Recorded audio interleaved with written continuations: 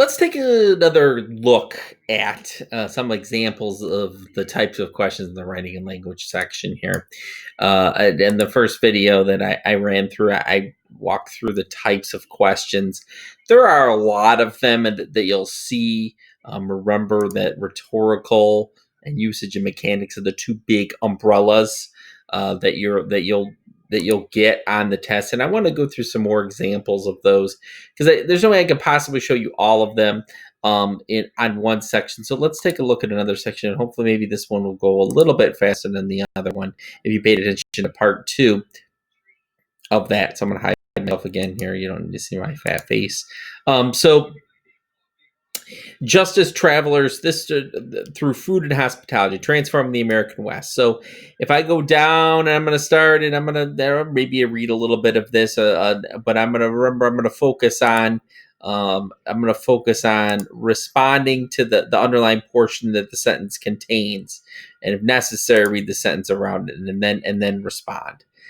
So by training the mid 1800s, settlers traversing the American West by training the mid 1800s often found themselves in need of refreshment. So this is a grammar and usage pronoun agreement question. Found themselves.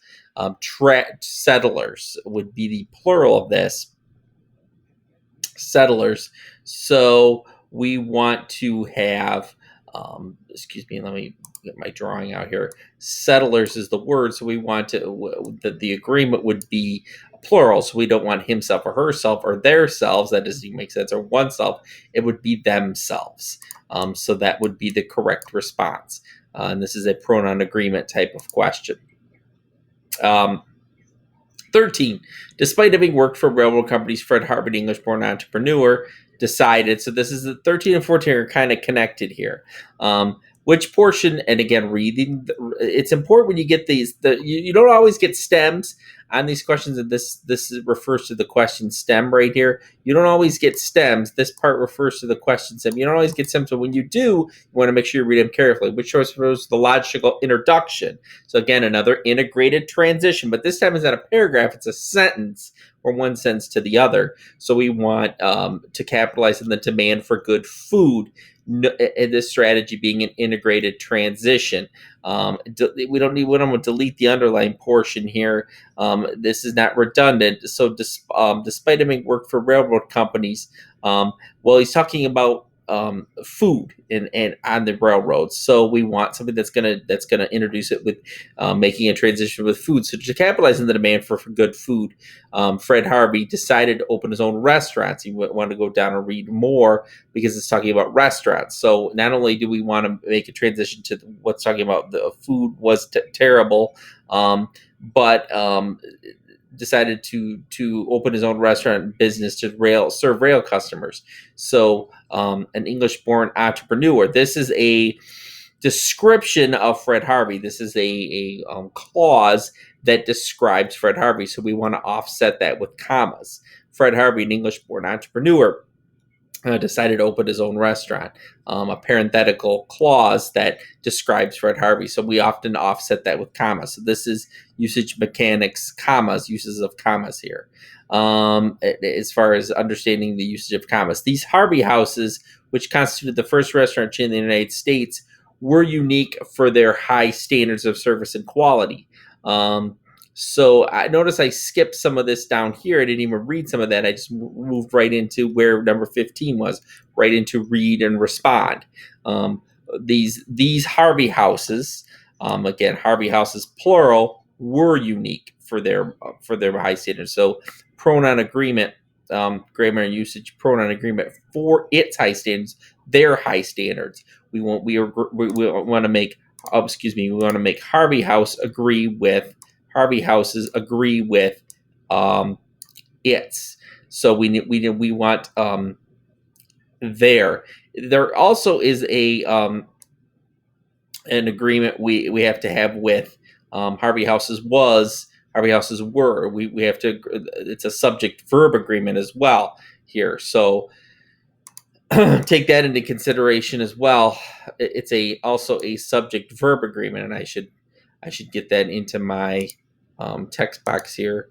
Pronoun agreement and subject verb agreement. So there's two things going on here. The double one. Which choice best maintains the tone established in the passage? So the tone is very casual, but not extremely casual. The menu was modeled after these fine restaurants, so the food was leagues beyond the sinister fair travelers. Well, this is a much more casual passage, a little more informal. So we don't want sinister word choice and tone here. This would be abysmal, would be the best term. Surly fair, no, that's not surly fair. Icky, no, it's a that informal. Abysmal fair would be the best choice here. 17, the writer is considering deleting the previous sentence should the writer make this change. Although women, so the previous sentence was talking about Harvey was not content to follow conventional business practices. His restaurants were immediately successful, but he was not content. Although women did not traditionally work in restaurants in the 19th century, Harvey decided to try and play one as wait staff. So he's talking about non-conventional business practices. So we definitely don't want to delete it, right? Because it's making a bridge. And it's making a bridge, so it provides a specific example for arguments. No, it's what it does is it provides a logical introduction. So yes, no questions. You want to say, well, does the passage they're asking about work? And if it does, what's the reason? Strategy, connecting sentences and ideas. 18. Another wordiness redundancy question. Response to that advertisement for women was overwhelming, even tremendous. So overwhelming and tremendous are the same, right? They're the same. We don't need that, both of them. So the best response here is response to the advertisement was overwhelming, and comma, we want the comma, and Harvey soon replaced the male servers with women. So that we don't need overwhelming, even tremendous. That's redundant.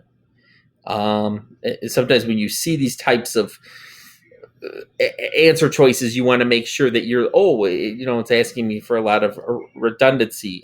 It's asking me about redundancy and being concise.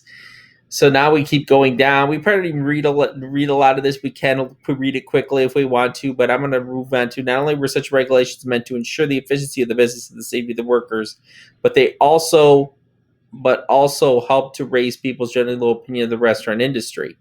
Well, this is a pronoun agreement type of question. So regulations is the word, but also help to raise. But they also helped. We're referring to regulations here. Also, helping doesn't work, but also helping doesn't connect the two independent clauses correctly. But they also helped.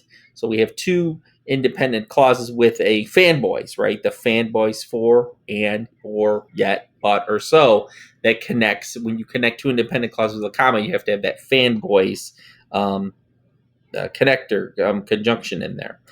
With number 20, which of the what choices most logically follows the previous sentence? Most logically follows. Talking about in the return for the servers who worked the position paid quite well for the time, $17.50 a month, tips, room and board, laundry, and travel expenses. So which one most logically follows? The growth coincided with the expansion of the Santa Fe? Well, no. Harvey, it doesn't make any sense. We're not talking about what the women made.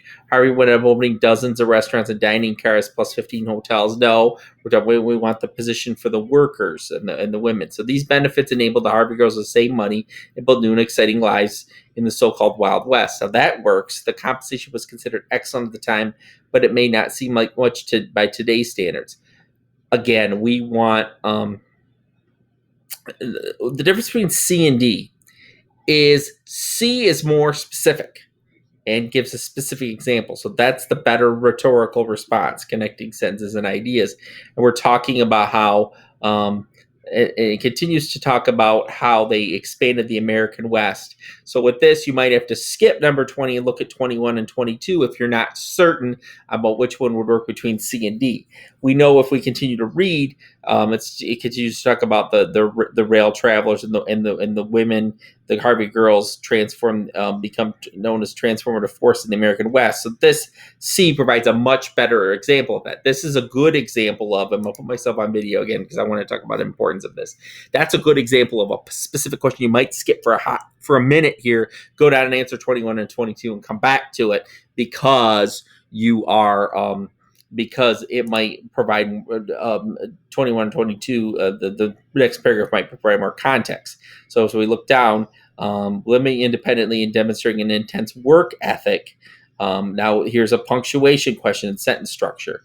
Remember, I just talked about this. This is a dependent clause, right? This cannot stand alone. This is a dependent clause. It cannot stand alone as its own sentence. So we need it, a semicolon is when you have two independent clauses. So you want to have a comma there, not a colon or not a and the Harvey girls became known. There's not a need for a connector there. So it's living independently. That's an introductory clause. So you want a comma. I'm going to erase all this gobbledygook. I made my point here. So the best connector is a comma. Living independently, demonstrating an intensive work ethic, comma. The Harvard Girls became known as transformative force in the American West. The writers consider revising the underlying portion to read West, inspiring books, documentaries, and even a musical. Should the writer add this? Would that work there? If you look at the rest, advancing the role of women in the restaurant industry in the American workforce, they raised the standards and blazed a trail. So, should the writer add inspiring books, documentaries? Probably yes, it would work here. Why? Does it serve as a transitional point? No, it's because it provides an example of their influence, expression of ideas, connecting ideas. So it provides an example of the Harvey Girls' influence. It's a connecting the ideas from this, advancing the role, providing an example, and then the next sentence continues on to that example. So how is this connection? How is this sentence used in the context of the paragraph? That's very important to understand. How is it used in the context of the paragraph? So again, hopefully, I provided you with a few more examples here of how these types of questions look. And again, referring back to part one, um, ready, read, respond, 8 to 9 minutes to answer, eat and rhetorical, saving those for last, and gave a couple examples if you're not sure on how that works.